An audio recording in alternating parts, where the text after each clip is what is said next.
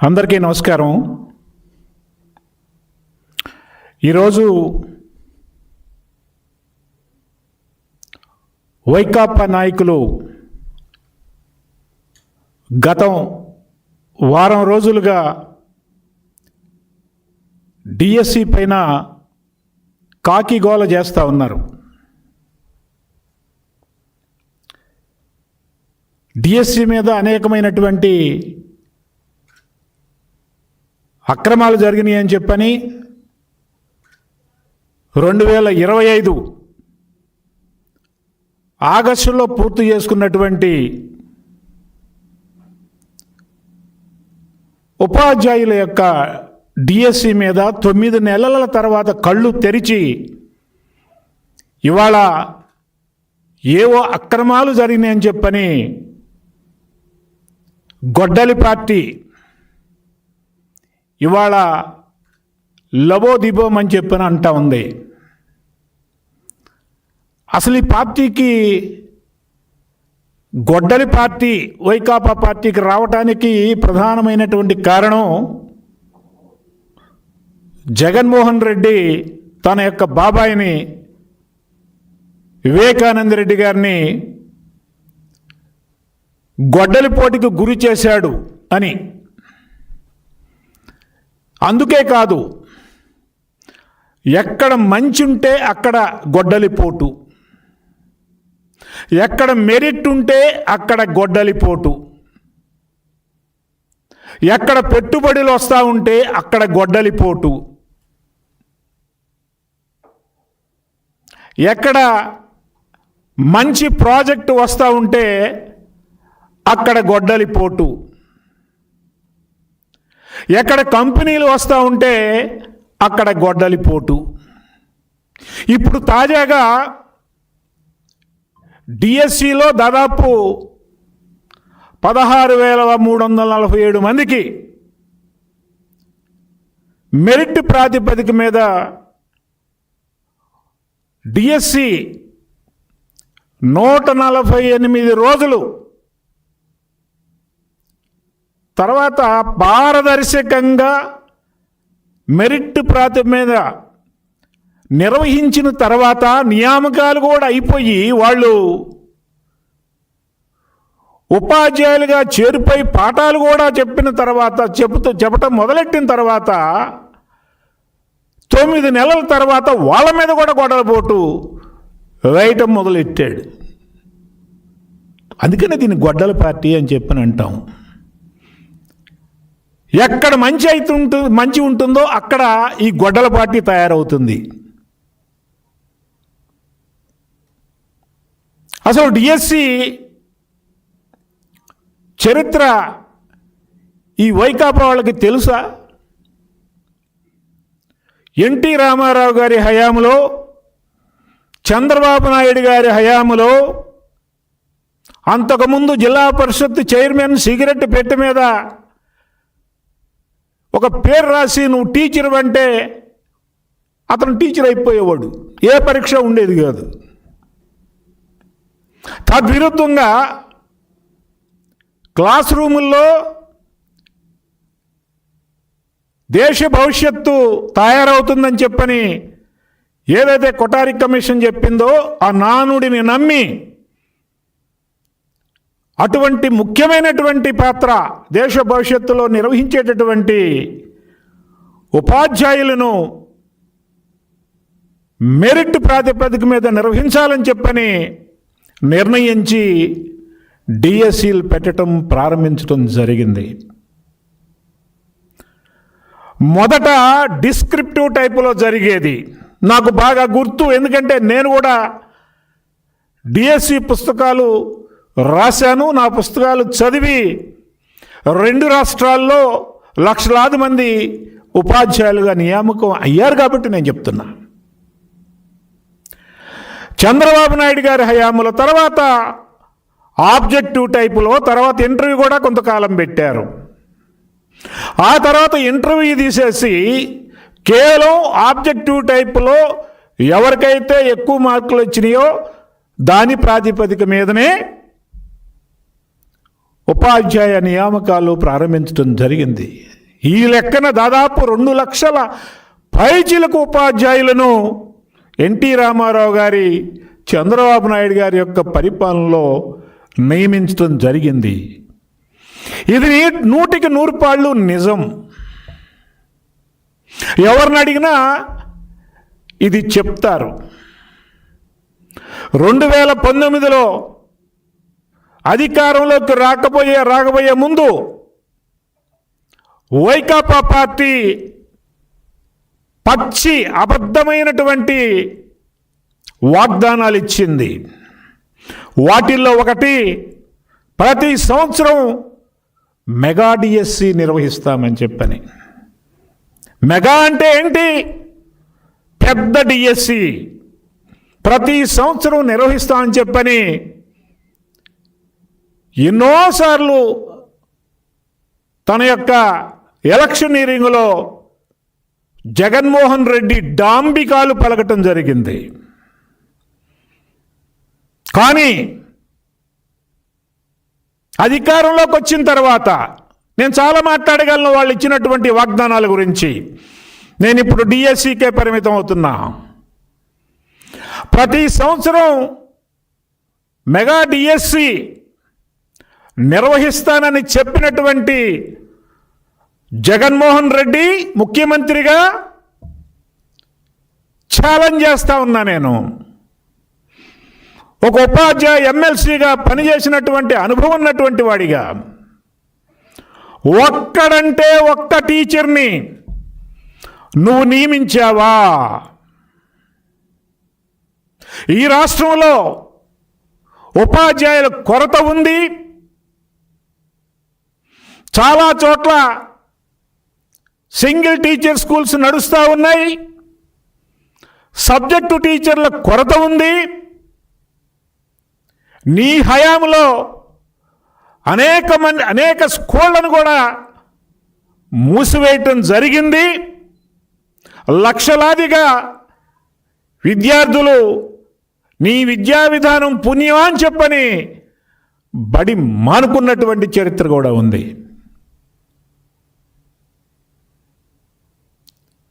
అటువంటి నీవు అబద్ధాలు చెప్పి టీచర్ని మోసం చేసి, నిరుద్యోగుల్ని మోసం చేసి, జాబ్ క్యాలెండర్ ఇస్తానని చెప్పని ఇవ్వకుండా జనవరి 1వ తారీఖున సిపిఎస్ నేను అధికారంలోకి వచ్చినటువంటి వారం రోజుల్లోపు రద్దు చేస్తానని చెప్పని పచ్చి అబద్ధాలాడి మోసం చేసినటువంటి ఓ జగన్మోహన్ రెడ్డి,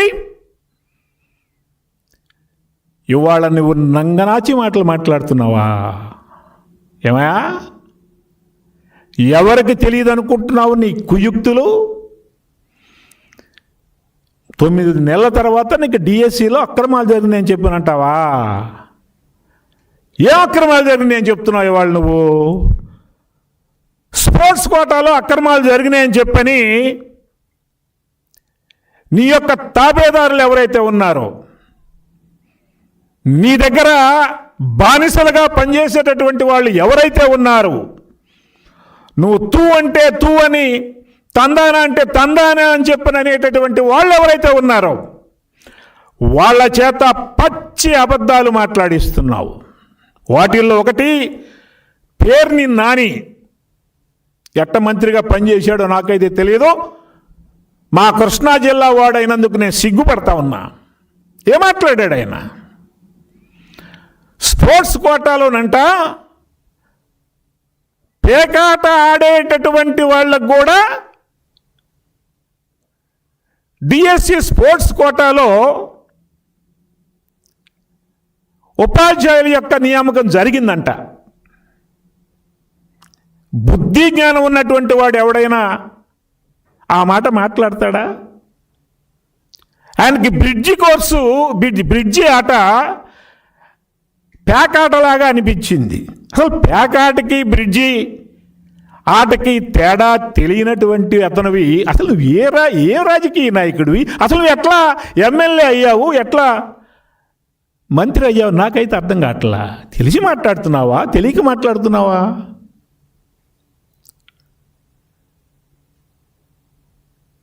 చాలా పారదర్శకంగా, అసలు బ్రిడ్జి ఆట అంటే నీకు తెలుసా? అది ఏషియన్ గేమ్స్లో 2018లో ప్రవేశపెట్టారు ఆ ఆటని అధికారికంగా. ఏ ఆట స్పోర్ట్స్ కోటాలో ఉండాలి అని నిర్ణయించేది శాప్ కాదు, రాష్ట్ర క్రీడా శాఖ కూడా కాదు. వివిధ యూనివర్సిటీలు, వివిధ కార్పొరేషన్లు, వివిధ స్పోర్ట్స్ సంస్థలు నిర్ణయిస్తాయి. కేంద్ర ప్రభుత్వానికి సంబంధించినటువంటి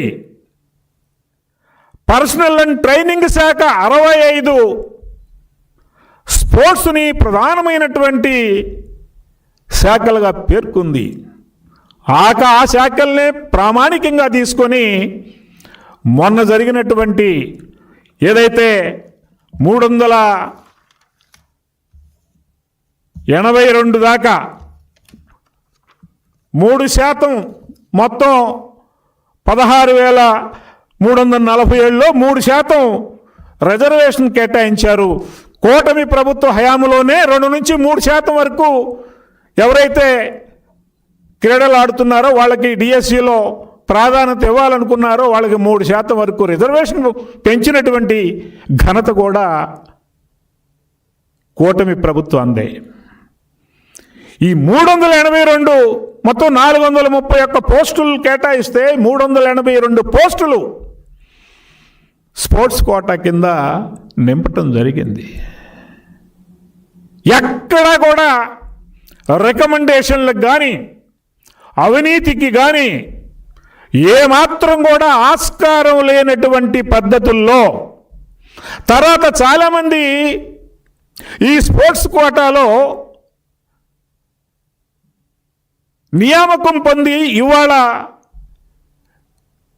పీడీలుగా పనిచేస్తున్నటువంటి వాళ్ళు వీడియోలు కూడా పెట్టారు. ఎంత పారదర్శకంగా తమ యొక్క సర్టిఫికెట్ల వెరిఫికేషన్ జరిగింది, తాము ఎక్కడ స్పోర్ట్స్ ఆడింది, తమకు ఎవరు సర్టిఫికెట్లు ఇచ్చారు అని చెప్పని ఈ పేరుని నాని అనవసరంగా అబద్ధాలు ఆడుతున్నారు, మా యొక్క మెరిట్ని కించపరుస్తున్నాడు, మమ్మల్ని వేదనకు గురి చేస్తున్నాడు, మమ్మల్ని బాధిస్తున్నాడు అని చెప్పని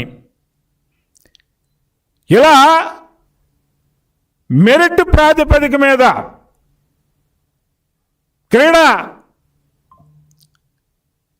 అంశాలలో పీడీలుగా అయినటువంటి వాళ్ళని అనవసరంగా ఆడిపోసుకున్నటువంటి నిన్ను ఒక నేరస్తుడిగా ఎందుకు పరిగణించకూడదు? నీ మీద ఎందుకు కేసు పెట్టకూడదు? నిన్నెందుకు శిక్షించకూడదు అని చెప్పని నేను అడుగుతా ఉన్నా. అసలు నీ చరిత్ర ఏంటి? నువ్వు రేషన్ బియ్యాన్ని పందికొక్కు మాదిరిగా దొంగ రవాణా చేసినటువంటి దొంగవు నువ్వు. నీ సంగతి ఎవరికి తెలియదు? ఆ మచిలీపట్నంలో ఉన్నటువంటి ప్రతి ఒక్కరికి తెలుసు. అటువంటి నువ్వు ఇవాళ పేకాట ఆడినటువంటి అభ్యర్థులకి, డిఎస్సి అభ్యర్థులకి క్రీడా కోటాలో ఉపాధ్యాయ పోస్టులు ఇచ్చారని చెప్పిన ఆరోపణ చేస్తావా? సిగ్గుండక్కర్లా ఆ మాట అంటానికి. అంటే అందరూ మీ మాదిరిగా ఉంటారని చెప్పని మీ యొక్క అభిప్రాయం, అంతేగా? గుర్తుపెట్టుకో మిస్టర్ నాని,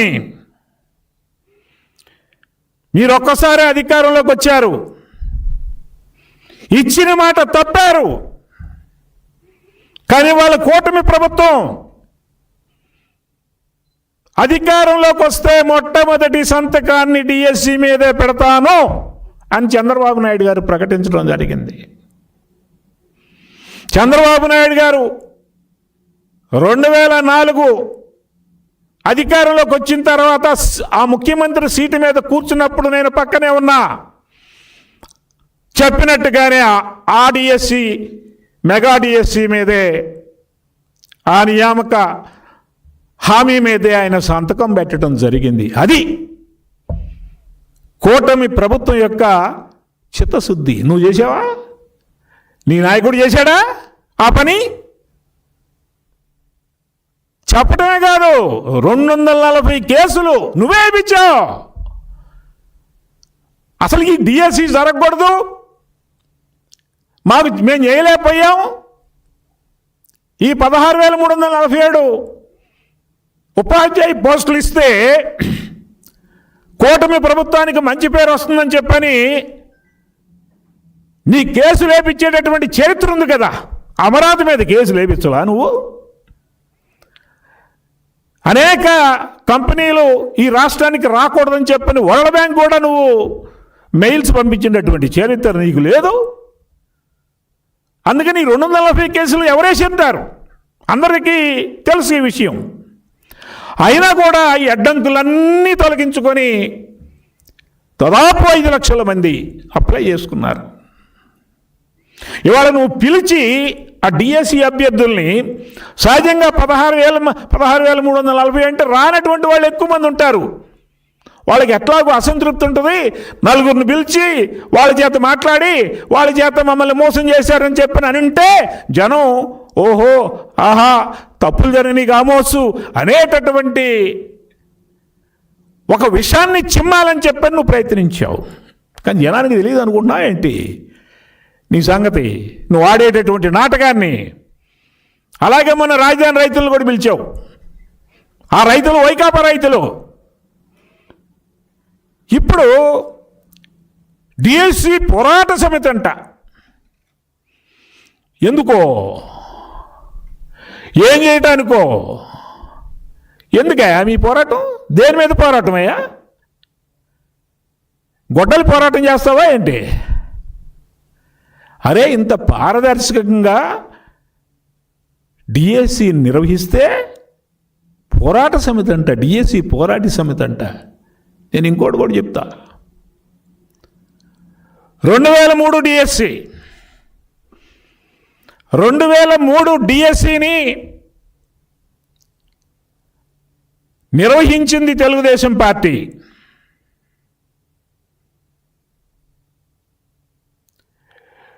డిఎస్సి నిర్వహించిన తర్వాత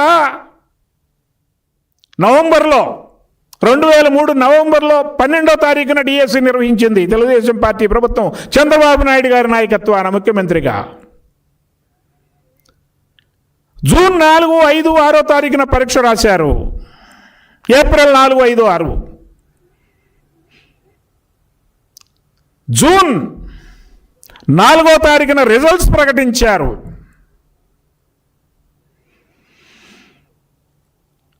సెప్టెంబర్ 1, 2004 నుంచి ఈ రాష్ట్రంలో సిపిఎస్ అమల్లోకి వచ్చింది.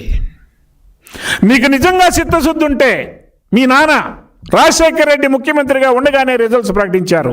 చంద్రబాబు నాయుడు గారు హయాములో డిఎస్సి 2003 నోటిఫికేషన్ వస్తే రిజల్ట్స్ ప్రకటించింది మీ నాన్న హయాములో. అయితే దాదాపు 2 సంవత్సరాలు తాత్సారం చేసి నవంబర్ 12వ తారీఖు అర్ధరాత్రి వాళ్ళకి నియామక పత్రాలు ఇచ్చారు. అందుకని వాళ్ళు బాధపడ్డారు. 23 సంవత్సరాలు వాళ్ళు పోరాటం చేశారు. తప్పు చేసింది మేం కాదు, 2003లోనే డిఎస్సి జరిగింది. సెప్టెంబర్ 1, 2024 నుంచి ఈ రాష్ట్రంలో సిపిఎస్ అమల్లోకి వచ్చింది. మా తప్పు లేకుండా మాకు సిపిఎస్ ఎలా ఇస్తారు, మాకు ఓపీఎస్ కావాలని చెప్పని గత 23 సంవత్సరాలుగా వాళ్ళు పోరాడుతూ ఉన్నారు. నువ్వు 2019 నుంచి 2024 వరకు అధికారంలో ఉన్నావు కదా. ఉపాధ్యాయుల మీద నీకు ఎనలేని ప్రేమ కదా నాయనా. ఓ జగన్మోహన్ రెడ్డి, వింటున్నావా? నీకెంత ప్రేమో ఉపాధ్యాయులంటే. ప్రతి సంవత్సరం డిఎస్సి, మెగా డిఎస్సి వేయకపోగా మీ నాన్న చేసినటువంటి తప్పును కూడా నువ్వు సరిదిద్దలా. ఎవరైతే దాదాపు 9,000 మంది ఓపీఎస్కి అర్హులైనటువంటి వాళ్ళు ఉన్నారో 2003 డిఎస్సి వాళ్ళు, 14 మంది కానిస్టేబుళ్ళు ఇతర ఉద్యోగస్తులు మొత్తం 11,000 మంది, ఇంకా కొంతమంది రిటైర్ అయిపోయినారు. ఎవరైతే అర్హులు ఉన్నారో వాళ్ళకి ఎందుకు ఇవ్వలేకపోయావు నువ్వు నియామకాలు? ఓపీఎస్ ఎందుకు ఇవ్వలేకపోయావు? నేను 2022 జూన్ అప్పుడు సాహ్ని గారిని కలిసి, నీలం సాహ్ని గారిని కలిసి 2003 డిఎస్సి వాళ్ళకి ఓపీఎస్ అమలుపరచండి అని చెప్పినంటే సానుకూలంగా ప్రతిస్పందించింది. కానీ దాన్ని తిరస్కరించింది నువ్వు. ఆనాటి మీ మంత్రి ఆదిమూలపు సురేష్, నేను చెప్పింది అబద్ధమైతే ఏ శిక్షకైనా నేను సిద్ధం. ఇవాళ చంద్రబాబు నాయుడు గారు ఒక రకంగా చెప్పాలంటే ఫాదర్ ఆఫ్ డిఎస్సి అని చెప్తా నేను. Is a father of DSC. అన్ని లక్షల మందిని ఉపాధ్యాయులను నియమించినటువంటి చరిత్ర చంద్రబాబు నాయుడు గారికి, ఎన్టీ రామారావు గారికి, తెలుగుదేశం పార్టీకి ఉంది. కాబట్టి చంద్రబాబు నాయుడు గారు హయాంలో ఎక్కువ మంది ఉపాధ్యాయులను నియమించారు. కాబట్టి ఫాదర్ ఆఫ్ డిఎస్సి అని చెప్పని నేను అంటానికి నేనేమి సంకోచించట్లా, అది అతిశయోక్తి కూడా కాదు. ఇవాళ దాని మీద ఆయన ఒక నిర్ణయం తీసుకున్నారు. 2003 డిఎస్సి వారికి ఓపీఎస్ ఇవ్వటం కరెక్టు. ఇద్దాం మనం. ఏదైతే 11,800 మంది అర్హులైనటువంటి వాళ్ళు ఉన్నారో వాళ్ళందరికీ మనం ఓపీఎస్ ఇద్దామని చెప్పని నిర్ణయం తీసుకుంటే ఇవాళ ఆ 2003 డిఎస్సి ఉపాధ్యాయుల కళ్ళల్లో ఎంత ఆనందం అంటే అంత ఆనందం. ఆ ఆనందాన్ని నువ్వు చూపావా? అవకాశం ఉన్నా కూడా నువ్వు ఇవ్వలేదు కదా. 5 సంవత్సరాలు నీకు సరిపోలేదా? ఉపాధ్యాయుల మీద నీకు ప్రేమ ఉందా? నీ హయాంలో గుర్తుపెట్టుకో, నీ సోషల్ మీడియా కార్యకర్తల చేత ఉపాధ్యాయుల మీద అనేకమైనటువంటి ఆరోపణలు చేశావు. సోషల్ మీడియాలో వీళ్ళు పాఠాలు చెప్పరు, వీళ్ళు జీతాలు అనవసరంగా తీసుకుంటారు, ఇంత జీతాలు వీళ్ళకి ఇవ్వటం వేస్ట్, పైగా వైన్ షాపుల ముందు అక్కడ ఎవరైతే మందు తాగుతారో వాళ్ళని డిసిప్లిన్లో పెట్టడానికి ఉపాధ్యాయుల్ని కాపలా పెట్టావంటే బా ఎంత ప్రేమయ్యా నీకు ఉపాధ్యాయులంటే. నువ్వు డిఎస్సి అక్రమాల మీద నువ్వు మాట్లాడతావా? నువ్వు అధికారంలోకి వచ్చిన తర్వాత డిఎస్సి మీద ఈ 2025 డిఎస్సిని రద్దు చేస్తావా? 16,347 ఇచ్చినటువంటి డిఎస్సీలు రద్దు చేస్తా. నీవు కాదు కదా, నీ తాత నీ జేజమ్మ దిగి వచ్చినా కూడా అవి రద్దు చెయ్యలేరు. అసలు నువ్వే రద్దు అయిపోయావు. నువ్వు కలలుగంటున్నావు ఏదో 2029లో నేను అధికారంలోకి వస్తానని చెప్పని. నువ్వు అధికారంలోకి రావటం అనేటటువంటిది కల్లా. అసలు నిన్నే రద్దు చేసింది ఈ రాష్ట్ర ప్రజలు. ఎప్పుడో రద్దు చేశారు. నువ్వేదో డిఎస్సి రద్దు చేస్తా అంటున్నావు. నిన్నే రద్దు చేసేశారు ఈ రాష్ట్ర ప్రజలు. ఇక నువ్వు డిఎస్సిని ఎట్లా రద్దు చేస్తావు? అవకాశం లేదు నీకు. నీ గొయ్యి నువ్వే తవ్వుకున్నావు. కాసేపు అమరావతి అంటావు, కాసేపు 3 రాజధానులు అంటావు, కాసేపు నాగార్జున యూనివర్సిటీ దగ్గర 500 ఎకరాలు ఉంటే చాలంటావు, కాసేపు మావిగన్ అంటావు, కాసేపు సీఎం ఎక్కడుంటే అక్కడే రాజధాని అని చెప్పానంటావు. పైపెచ్చిత రాజధాని అని చెప్పానంటే కూటమి నాయకులకు అర్థం కాలేదంటావు. ఇదే నీకు అర్థమైందే. ఇటువంటి నువ్వు,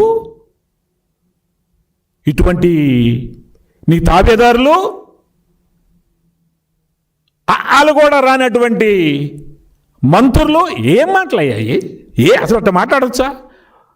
మర్యాదగా ఉందా? గౌరవంగా ఉందా? ప్రజలేమన్నా అనుకుంటారనే సిగ్గన్నా లేదా ఏంటి మీకు? అందుకని నువ్వు వచ్చేది లేదు, చచ్చేది లేదు, నువ్వు రద్దు చేసేది లేదు. హెచ్చరిస్తా ఉన్నా నేను. ఈ మీడియా పూర్వకంగా అనవసరంగా డిఎస్సి మీద నోరు పారేసుకోవద్దు. ఏదో కమిటీలు వేసానని చెప్పానంటున్నావు. ఏం చేస్తుంది ఆ కమిటీ? మా అధికారులు చాలా సెక్రటరీ కమిషనర్ గారు చాలా వివరంగా చెప్పారు. ఇది వెర్టికల్ ప్రాతిపదిక మీద కాదు, హారిజంటల్ ప్రాతిపదిక మీద ఈ డిఎస్సీల నియామకాలు జరిగినాయని చెప్పని. అసలు మీకు అర్థమై చేస్తేగా వెర్టికల్ అంటే ఏంటి, హారిజంటల్ అంటే ఏంటని. స్పోర్ట్స్ కోటాలో ఒకరికి రిజర్వేషన్ ఉంటే జనరల్లో ఆ రిజర్వేషన్ ఉండదు. అది కూడా అర్థమై చావదు మీకు. నేర్చుకోండి, చదువుకోండి, తర్వాత విమర్శించండి. ఊరికి నోరుంది కదా అని చెప్పని ఎక్స్టెంపోర్గా ఏది పడితే అది మాట్లాడతారు, జనం వింటారులే అని చెప్పని. జనం చాలా తెలియగలరు, గుర్తుపెట్టుకోండి. అందుకని 2019 లాగా గొడ్డలిపోటు చంద్రబాబు నాయుడు గారిని ఎట్టా విష ప్రచారం చేశారో, కోడికత్తి డ్రామా ఆడారో, గులకరాయి డ్రామా ఆడారో, అలా డ్రామాలు ఆడి గెలిచారు. ప్రతిసారి కూడా వ్యూహం విజయవంతం అవుతుందని చెప్పని మీరు అనుకుంటున్నారు. ఈ పాటికే ప్రజలు నిర్ణయం చేసుకున్నారు. ఈ గొడ్డలి పార్టీని అసలు ఇంకా జీవితంలో ఈ ఆంధ్రప్రదేశ్ ఉన్నంతకాలం ఈ పార్టీని మాత్రం అధికారంలోకి తీసుకురావడానికి వీల్లేదని చెప్పని ప్రజలు ఒక నిర్ణయానికి వచ్చేశారు. కాబట్టి నువ్వు డిఎస్సి జోలికి వచ్చావు అని చెప్పానంటే నీ గోరి నువ్వే తవ్వుకున్నట్టు కింద లెక్క. ఇకనైనా నోరు మూసుకొని ఉంటే మంచిది. కనీసం గౌరవన్న ప్రజల్లో, ఉపాధ్యాయుల్లో ఉంటుందని చెప్పని నేను భావిస్తూ వైకాపా నాయకులందరికీ ఒకటే విన్నపం చేస్తున్నా. నేను దయచేసి ఏదైతే మెరిట్ ప్రాతిపదిక మీద డిఎస్సి 2025 ద్వారా ఉపాధ్యాయ నియామకాలు పొందారో వాళ్ళ ప్రతిభను అవమానించకండి, వాళ్ళ సర్టిఫికెట్లను అవమానించకండి, వాళ్ళ యొక్క పరీక్షలు రాసినటువంటి విధానాన్ని అవమానించకండి, ఈ పరీక్షలు నిర్వహించినటువంటి అధికారులను అవమానించకండి, ఈ ప్రక్రియలో భాగస్వాములైనటువంటి టీసీఎస్ లాంటి సంస్థలను, ఎంతో పేరున్నటువంటి సంస్థలు, అవమానించకండి. ఇక నుంచైనా మీరు చేసినటువంటి తప్పు మీరు తెలుసుకొని గమ్మున ఉంటారని చెప్పని నేను భావిస్తూ ఇంతటితో విరమిస్తున్నాను. Thank you very much.